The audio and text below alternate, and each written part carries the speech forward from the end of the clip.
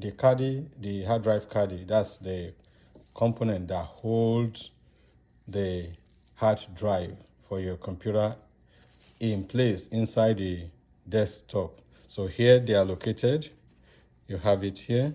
For this desktop Dell Optiplex 760, you have two caddies right here, so you can actually hold two different hard drives at the same time on this. So all you do is very simple. All you do is just push this clip together this direction like this and pull it up, and with that it comes out with the hard drive in it.